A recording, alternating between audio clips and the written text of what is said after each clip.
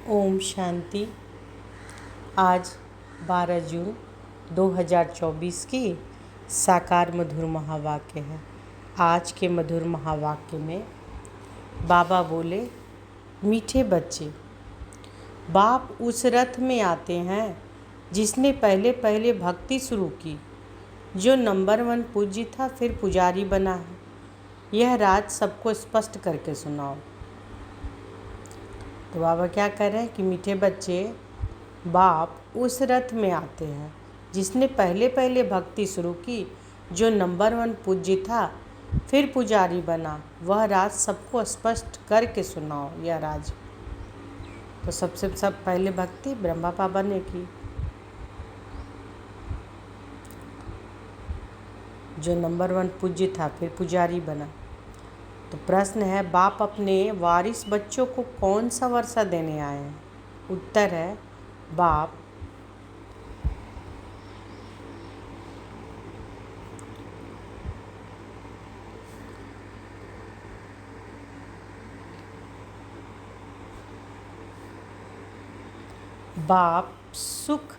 बाप अपने वारिस बच्चों को कौन सा वर्षा देने आए हैं?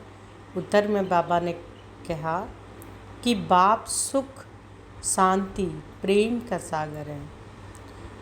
यही सारा खजाना वह तुम्हें विल करते हैं।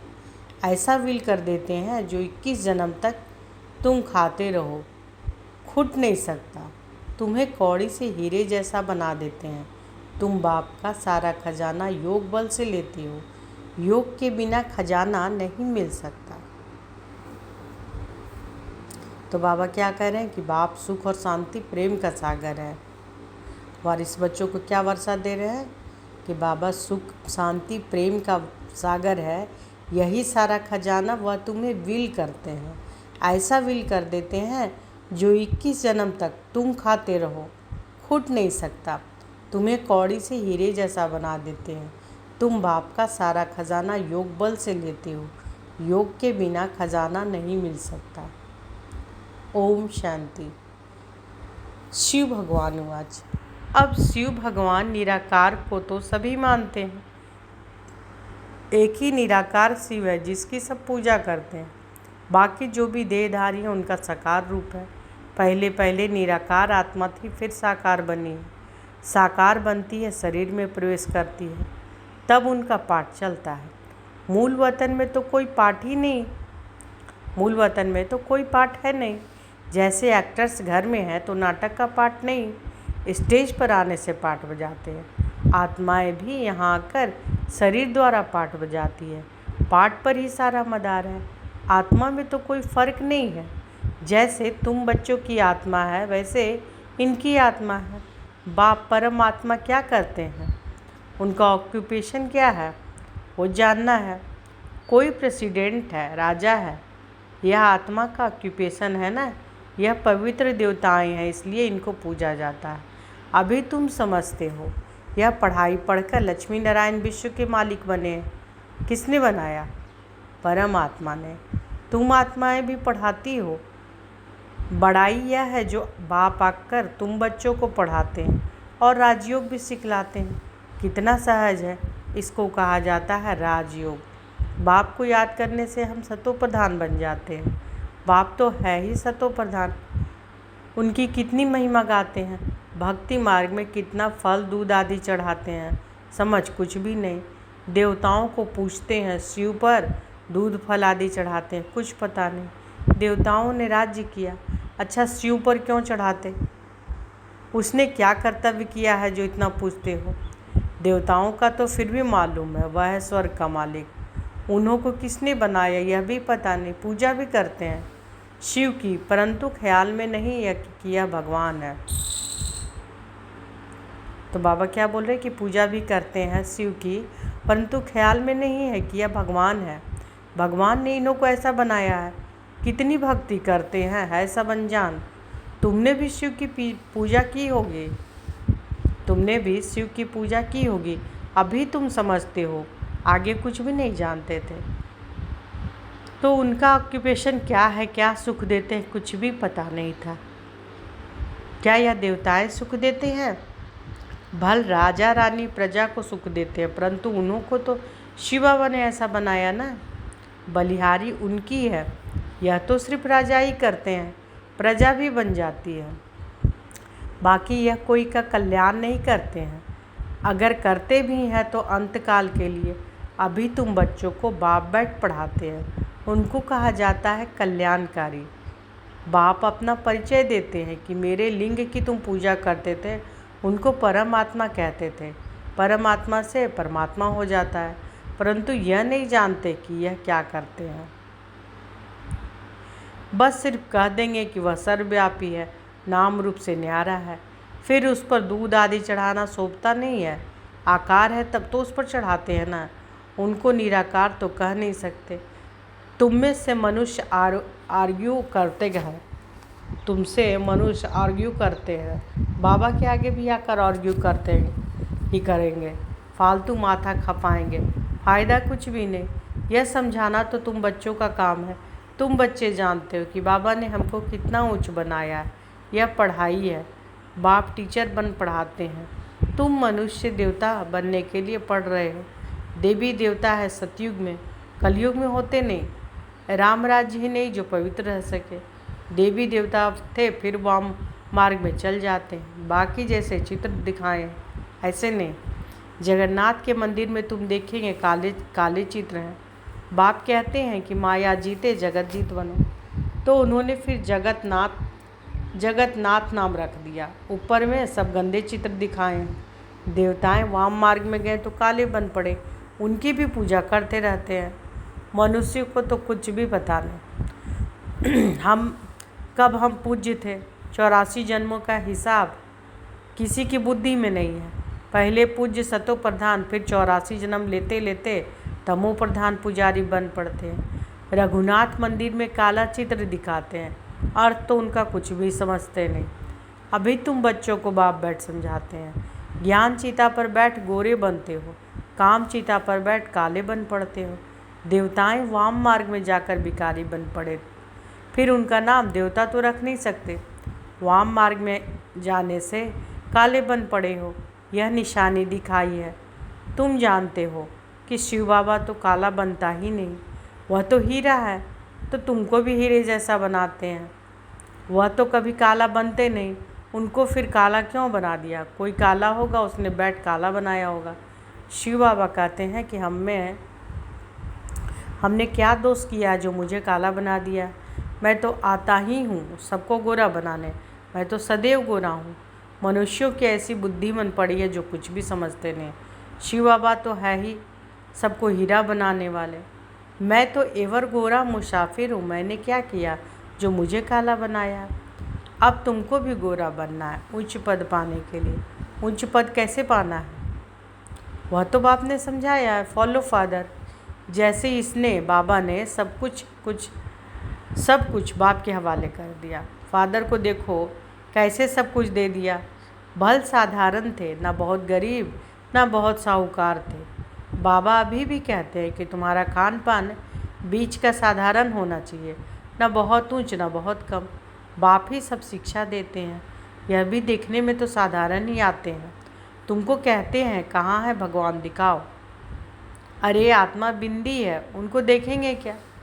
यह तो जानते हो कि आत्मा का साक्षात्कार इन आँखों से होता नहीं। तुम कहते हो कि भगवान पढ़ाते हैं तो जरूर कोई शरीरधारी होगा, निराकार कैसे पढ़ाएंगे? मनुष्य को तो कुछ भी पता नहीं है।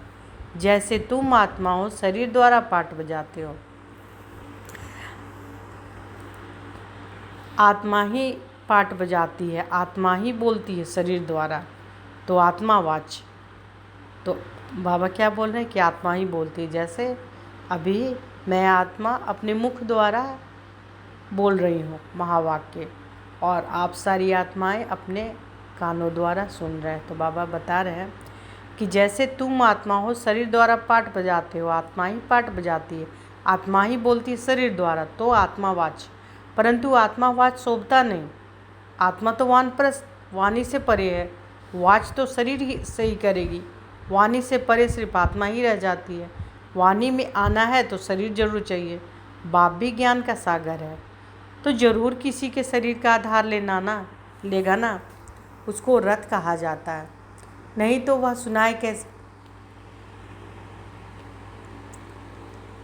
बाप पतित से पावन बनाने के लिए शिक्षा देते हैं, प्रेरणा की बात नहीं है, यह तो ज्ञान की बात है। वह आए कैसे, किसके शरीर में आए, आएगा तो जरूर मनुष्य ही।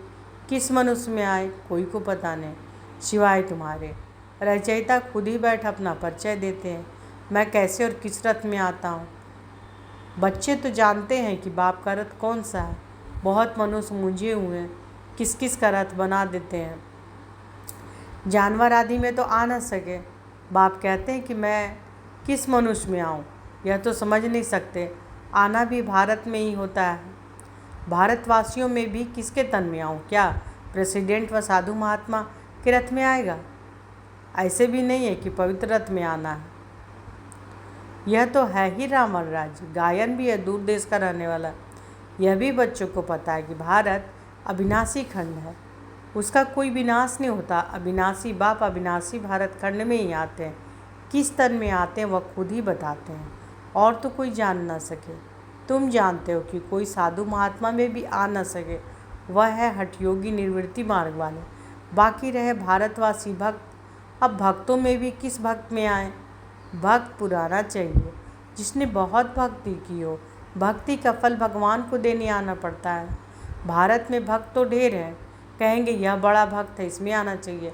ऐसे तो बहुत भक्त बन पड़ते हैं, कल भी कोई को बैराग आए भक्त बन जाए, वह तो इस जन्म का भक्त हो गया ना, उसमें आएंगे नहीं, मैं उसमें आता हूँ। सुनिए बाबा क्या बोलते कि मैं उसमें आता हूँ जिसने पहले पहले भक्ति शुरू की, द्वापर से लेकर भक्ति शुरू हुई है। यह हिसाब किताब कोई समझ न सके, कितनी गुप्त बातें हैं। मैं आता हूँ उसमें जो पहले पहले भक्ति शुरू करते हैं। नंबर 1 जो पूज्य था वही फिर नंबर 1 पुजारी भी बनेगा। खुद ही कहते हैं कि यह रथ भी पहले नंबर में जाते हैं, फिर 84 जन्म भी यही लेते हैं। मैं इनके ही बहुत जन्मों के अंत के भी अंत में प्रवेश करता हूँ। इनको ही फिर नंबर 1 राजा बनना है। यही बहुत भक्ति करते थे, भक्ति का फल भी इनको मिलना चाहिए। बाप दिखलाते हैं कि बच्चों को कि देखो यह मेरे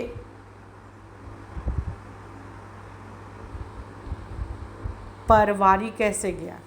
बाबा कह रहे हैं, बाप दिखलाते हैं कि बच्चों को कि देखो यह मेरे पर वारी कैसे गया। सब कुछ दे दिया, इतने ढेर बच्चों को सिखलाने लिए धन भी चाहिए। ईश्वर का यज्ञ रचा हुआ है, खुदा इसमें बैठ रुद्र ज्ञान यज्ञ रचते हैं, इसको पढ़ाई भी कहा जाता है। रुद्र शिव बाबा जो ज्ञान का सागर है, उसने यज्ञ रचा है ज्ञान देने के लिए। अक्षर बिल्कुल ठीक है, राजस्व स्वराज पाने के लिए यज्ञ। इसको यज्ञ क्यों कहते हैं? यज्ञ में तो वह लोग आहुति आदि बहुत डालते हैं, तुम तो पढ़ते हो, आहुति क्या डालते हो? तुम जानते हो कि हम पढ़कर होशियार हो जाएंगे, फिर यह सारी दुनिया इसमें स्वाहा हो जाएगी। यज्ञ में पिछाड़ी के टाइम जो भी सामग्री है सब डाल देते हैं।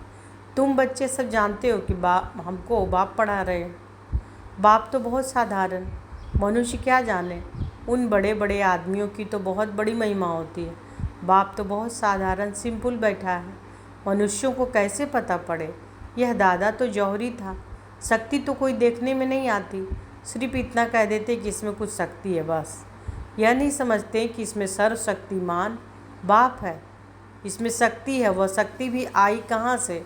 बाप ने प्रवेश किया ना। जो उनका खजाना है वह ऐसे थोड़ी ही दे देते हैं, तुम योग बल से लेते हो। वह तो सर्वशक्तिमान है ही, उनकी शक्ति कहाँ चली नहीं जाती। परमात्मा को सर्वशक्तिमान क्यों कहा जाता है, यह भी कोई जानते नहीं। बाप आकर सब बातें समझाते हैं। बाप कहते हैं कि मैं जिसमें प्रवेश करता हूँ इसके तो पूरी जंग चढ़ी हुई थी, पुराना देश पुराना शरीर, उसके बहुत जन्मों के अंत में आता हूँ। कट जो चढ़ी हुई है वह कोई उतार न सके। कट उतारने वाला एक ही सद्गुरु है, वह एवर प्योर है। यह तुम समझते हो, यह सब बुद्धि में बिठाने के लिए भी टाइम चाहिए। तुम बच्चों को बाप सब विल कर देते हैं, बाबा विल करते हैं ना। बाप ज्ञान का सागर शांति का सागर सारा विल कर देते हैं बच्चों को। आते भी पुरानी दुनिया में हैं, प्रवेश भी उसमें करते हैं। जो हीरे जैसा था फिर कौड़ी जैसा बना। वो भल इस समय करोड़पति है, परंतु अल्पकाल के लिए सबका खलास हो जाएगा। वर्थ पाउंड तो तुम बनते हो, अभी तुम भी स्टूडेंट हो, यह भी स्टूडेंट है, यह भी बहुत जन्मों के अंत में है, कट चढ़ी हुई है। जो बहुत अच्छा पढ़ते उसमें ही कट चढ़ी हुई है, वही सबसे पतित बनते हैं, उनको ही फिर पावन बनना है। यह ड्रामा बना हुआ है। बाप तो रियल बात बताते हैं, बाप है ट्रूथ, वह कभी उल्टा नहीं बतलाते। यह सब बातें मनुष्य कोई समझ ना सके। तुम बच्चों बिगर मनुष्य को कैसे पता पड़े। अच्छा, मीठे मीठे सिकी लदे बच्चों प्रति माता पिता बाप दादा का याद प्यार और गुड मॉर्निंग। रूहानी बाप की रूहानी बच्चों को नमस्ते। हम रूहानी बच्चों की रूहानी माता पिता बाप दादा को याद प्यार, गुड मॉर्निंग और नमस्ते नमस्ते नमस्ते। शुक्रिया बाबा, शुक्रिया। धारणा के लिए मुख्य सार। पहला है, उच्च पद पाने के लिए पूरा फॉलो फादर करना है। सब कुछ बाप के हवाले का ट्रस्टी हो संभालना है। पूरा वारी जाना है। खान पान रहन सहन बीच का साधारण रखना है, ना बहुत ऊंच ना बहुत नीच। ऊंच पद पाने के लिए पूरा फॉलो फादर करना है। सब कुछ बाप के हवाले का ट्रस्टी हो संभालना है। पूरा वारी जाना है। खान पान रहन सहन बीच का साधारण रखना है, ना बहुत ऊंच ना बहुत नीच। दूसरा, बाप ने जो सुख शांति ज्ञान का खजाना विल किया है उसे दूसरों को भी देना है, कल्याणकारी बनना है। तो बाबा जो सुख शांति ज्ञान का खजाना विल किया उसे दूसरों को भी देना है, कल्याणकारी बनना है। आज बाबा वरदान दिए हैं, पवित्रता की गुहिता को जान, सुख शांति संपन्न बनने वाली महान आत्मा भव। पवित्रता की गुहिता को जान, सुख शांति संपन्न बनने वाली महान आत्मा भव। पवित्रता की शक्ति की महानता को जान, पवित्र अर्थात पूज्य देवात्माएं अभी से बनो। ऐसे नहीं कि अंत में बन जाएंगे, यह बहुत समय की जमा हुई शक्ति अंत में काम आएगी।